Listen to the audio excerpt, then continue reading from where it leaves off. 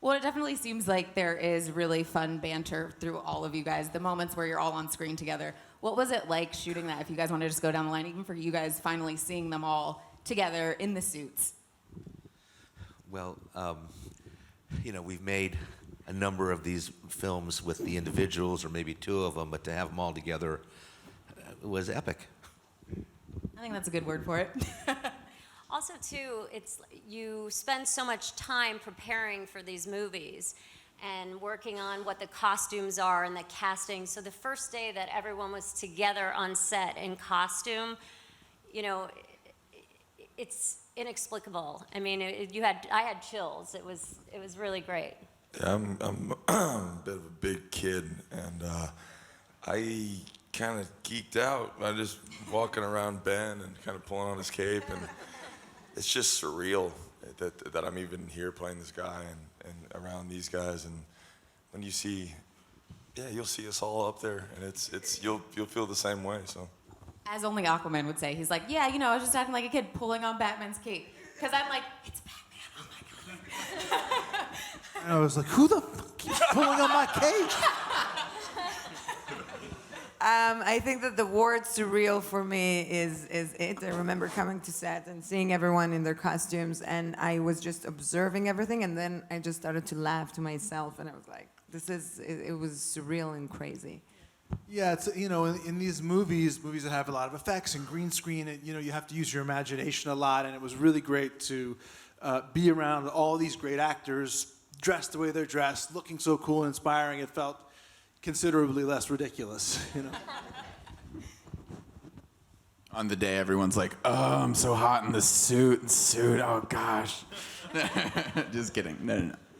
It's joyous, amazing experience. It's like, I'm a big comic fan too. So it's like when everyone got together, it was like really like looking at a frame from even some of the early Justice League comics, because we have so many of the original characters. Everyone except for Cyborg, just because he hadn't been invented yet. That's okay. Change is good. Change is good. Was in the original Justice League. Even Superman, who we hope is in this one too. He's dead. Oh, so no. Henry's just I'm not. He's just quietly sitting down there. Yeah, it was amazing. It's been amazing.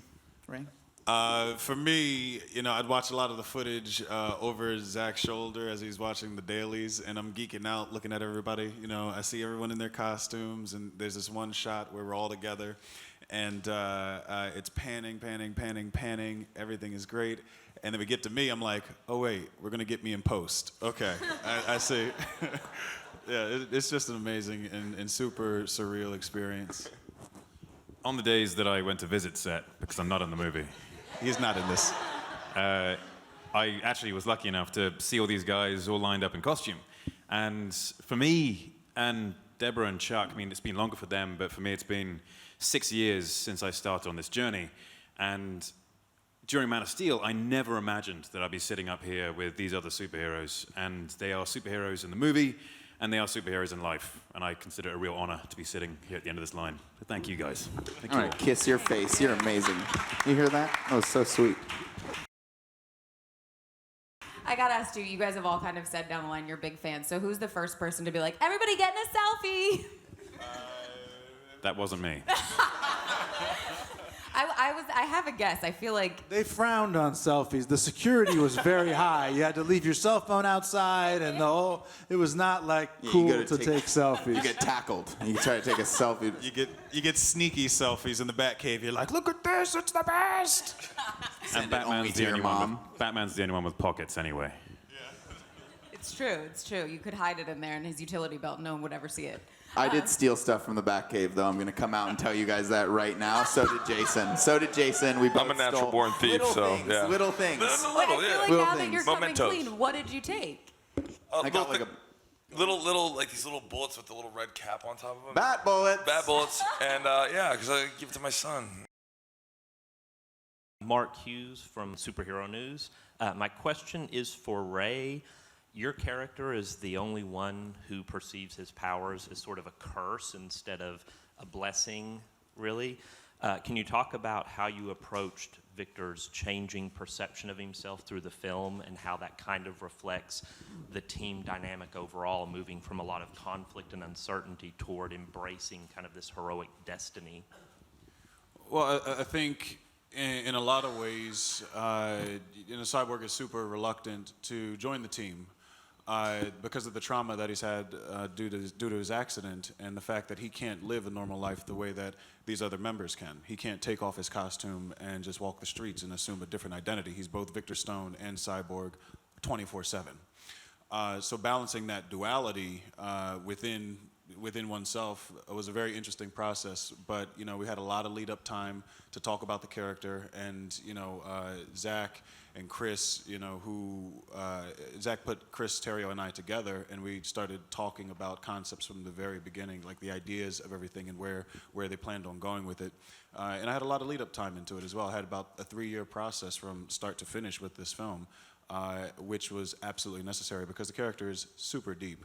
He's super deep, and I think him being able to put, the negative notions aside about himself and about his powers is sort of what this is all about, and being able to become a part of a team the way he once was when he was an American football player. So I hope it resonates with the fans. I'm Brandon, comicbook.com. My question is just with having worked with both Zack Snyder and Joss Whedon, I was just wondering if you could talk a little bit about what the set was like, some of the differences, and how they kind of maintained the atmosphere on set and all that kind of stuff, and how they operated with you guys. Well, I can address that. I mean, the movie is, Zack's DNA. Cast the movie, design the movie. There's something that people, I think, don't understand who don't actually work on movies, which is how much of the work is done in prep. How much, the casting, the sets get built, the story is written, the ship is in essence sailing. Like I found as a director, you could maybe change 10%, 15% or something kind of on the day. So you really had Zack's ship set sail with us, and we were fortunate that when Zack was not able to continue, we got really lucky in that we got a guy who's very accomplished in his own right, and particularly in this genre, and he kind of sprinkled some of his fairy dust on our movie and finished it. And I don't think there's any way to go back to me and I look through scenes and go, that's a Joss scene, that's a Zack scene. It was more, they were both working together toward a common goal. Debbie would know better than I would certainly, but I got the sense that Joss was working from what he had discussed with Zack before he stepped in. And for you guys up here, obviously, they've all kind of said how long of a process it was, and then having 2 directors working on the film. Can you talk about that a little bit? Just making sure that the vision that you guys had from the beginning that you wanted as fans and for us as fans to see finally came together. Yeah, I mean, listen, I think for us, this whole thing is so bittersweet because we have been working on this franchise for the past, almost 8 years when we started developing the script for Man of Steel. And then we moved on to BVS, and also Zack developed the story for Wonder Woman, which was leading up to the point of Justice League, where these characters were finally going to come together. I mean, this was a really great hero's journey, and a journey for these characters to be the characters that they are today. So not being able to complete his vision, was extremely difficult. So that makes it hard. But we were lucky that we had Joss already working on script pages. And, our feeling is that we're hoping that people don't think about how the movie was made when they went to see it, because these characters are bigger than any director. They're bigger than any of us. And we love and adore these characters, and we love and adore all these people here, so. How about for you, Chuck? Well, I can't really say it any better than Debbie or Ben. Of course, it's been just a great privilege and fun to work with Zack and Debbie and all of the actors in the various films, starting with Henry with Man of Steel, and then as Ben with Batman versus Superman and Henry, and then Gal and Wonder Woman, and then the whole team together right now. It's been, actually in a wonderful way, a great learning experience and life experience. And, it was sad not to have Zack there, but as, we've been saying, to have Joss come in, and he had already been working with Zack, and now we're just really happy with the movie and really happy with the dynamics of what we're doing and how great these characters, infused by this talent, have made these characters, and we're really happy to be sharing it with everybody. My name is Eric Eisenberg from Cinema Blend. My question is for Mr. Momoa. From the world of comic book movies, you've kind of been working in reverse, going from the team-up movie to the solo film. I'm just curious about the process of working this character from that direction, and also how the work on Justice League wound up impacting the work on the solo film. Well, I think that was one of the. I mean, it all kind of came from Zack's mind. I mean, Aquaman wouldn't be here if it wasn't for him. When I stepped into his room and he told me his vision. I want people to know that, in a year, you're going to understand where he came from, what happened to his mother, what happened to his father, and how he was treated in this world, and how he didn't know how to use his powers. And sometimes he saved people, and sometimes he lost people. And, his human side didn't know how to cope with those things, and he would cover up those things. And so he's hiding behind there's a lot of layers of this guy. And I think once we do get to the solo film, you get to see the man who's going to take responsibility and help the world and become king eventually. So this one, I don't really think that he is Aquaman. He's Arthur Curry, but he's not. He hasn't done the trident yet, and it's coming. But just stick with it. And he's Simba right for now. the people who are like, that's not my Aquaman. Just like, just wait a little bit longer. Jenna Bush from Coming Soon. I'm curious what sort of team building work you guys did. Did you train together, or was there anything else you guys did together? Parcheesi. No, I mean, I think a lot of it is the time we got to spend between takes. I see some familiar faces who were with us for set visits here today. And I mean, what you saw is what you got. I mean, being around these guys, the different energy and the different comedic sensibilities with respect to that, I think it did build the team in a pretty organic way. I think that going back to Zack, he did magnificent work casting, like plunking and knowing exactly which one is going to make the best of its character and how the whole will work together. And it's been super easy. It's been very natural. I mean, no hours at the psychologist, sofa talking about each other. No, it's been super fun and very easy. I just also want to add, as a producer, sometimes you go, gee, how are we going to get these guys to work together? How are we going to get them to bond? Well, we didn't have to do anything. If you went into the gym, sometimes many of them were there, sometimes they weren't. If there was take one, between take one and take two, or take three and take four, you'd look around, they were together. And it was the most easy coming together of a group, on any group experience on a movie that I've ever seen. The other thing too is we spent a lot of time on set. It was the first time I've ever stayed on set. Normally, I got massive ADD and I can't sit still, and I gotta go do something. So I'd always run back to my trailer, but we were just we lived in our tents, and we have a band. Yes, yeah, he did the drums. Ezra did the drums. We did some singing. Ben did the Bruce voice. It's been super awesome. I'm telling you. There's a Twitter. Time. It's a swell time. Hey guys, Aaron Sagers with the Sci-Fi Network. This is a cornball question, but I think a relevant one. The movie, the movie starts off with sort of this message of hope and Superman's logo, and then it carries on with this call to action to get involved in a divided world. So, just for each of you, why do you think that kind of resonates in 2017? Why do you think that is an important message for this movie to have? Gal, why don't you start? Okay.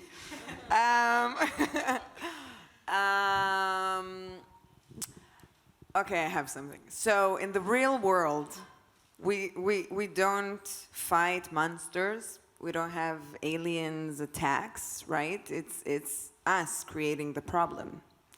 And I think that it would have been wonderful if somehow us, human, could get together and come together and just be and do good to each other and try to make the world a better place. I'm giving you a cheesy answer right back at you, but I mean it from the bottom of my heart. One of the reasons that we make these films is because they're, and these characters have lasted for so long, is because they're inspirational and aspirational characters. So if these varied metahumans, those who have superpowers and want them, those who have powers and don't want them, those that they come from different places in life and haven't figured out all their issues, if they can come together, then hopefully that'll resonate to the world and see maybe they can come together.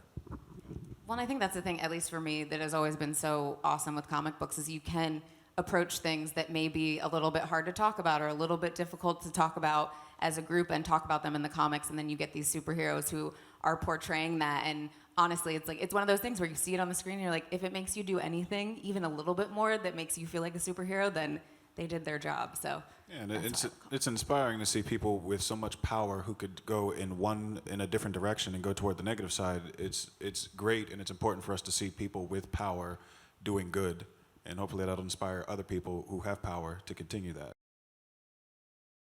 Rob Case here from Screenplay.com. This question's for Ben. Bruce has gone through a lot getting to this point and has kind of overcome and changed his perspective and succeeded in assembling these godlike beings for the greater good. But now Bruce is in a world where he sort of relies on godlike beings, maybe to fight godlike beings. How does he cope with that going forward? Well, you raise an interesting point, which is that Batman, who is by nature not necessarily antisocial, but pretty private, a loner. And in this movie, he's thrust into the role of having to not only work with people, but bring them together and convince them to come in there and try to be, some kind of a gel with Wonder Woman to hold all that, community effort together. And that was a really interesting, thing to play for me. And it also does take us to a more traditional version of Batman in the Justice League comics and his role with the Justice League versus the sort of less typical version we saw with Batman and Superman, where he was blinded by rage and wanted to take on Superman. So it was a lot of fun for me. I also got to have a kind of a dry wit. I got to play off Ezra, which was a lot of fun. He's so funny, and Batman is like, Bruce is always on the verge of exasperation. And it was fun to get to show some other colors for sure. Watching the team dynamic as characters is one of my favorite things about this movie, because superheroes are all just reflections of the human psyche, human personality traits, just personified and made grander. So everyone who's watching this movie will have something they can associate with when it comes to watching each one of these performances. And everyone watching this movie is going to identify with the differences between characters and the similarities between characters as well. I think these guys really, really nailed it when it came to their interaction or their lack of interaction. And ultimately, all having their eyes on the same goal, but just having no idea how to get there, which I think a lot of viewers will be experiencing in life anyway. And these guys smashed it, knocked it out the park. And Henry looks great in dream sequences and as a corpse. Thanks, True statement. Fact. Really good. And if Superman had that porn mustache in the last movie, I think he would have won a lot quicker. Just one last question for all of you guys. What do you hope that the fans walk away feeling when they go and see the Justice League? If you want to just go down the line quick. I want them to want to see Justice League too. I want them to enjoy this historical moment. They've waited a long time. Yeah, it's a beautiful, amazing story. I want them to go back and watch it with more people. I am what they said. I hope they'll enjoy the movie and find it entertaining, and I hope they'll like to watch Justice League 2, so we have more to explore. Yeah, I also hope that people just have fun and enjoy the ride and get as much enjoyment out of the camaraderie of the group as we did, in performing it. Yeah, just that exhilaration when you see a film and you really like it, and then you're excited and you can't sleep and you just think about it a lot. I hope some people have that. Yeah, if they can feel even an iota of the excitement that we felt making this film, then it will have been a success, I think. I sincerely hope that people walk away from it and they can feel what it was like for us to be a part of something so much larger than any one of us. I hope that people walk away with a sense of fulfillment from, for me personally, this is like my childhood dream, being able to watch it. Like, being in it is great, don't get me wrong, but like, I hope they feel that same sort of sense that I felt when I was a kid watching Michael Keaton, and all the other animated series and movies. I hope they feel that. For me, I hope people walk away from it just, first of all, having enjoyed it and had fun, but more importantly, to have been inspired and to walk away with a sense of hope.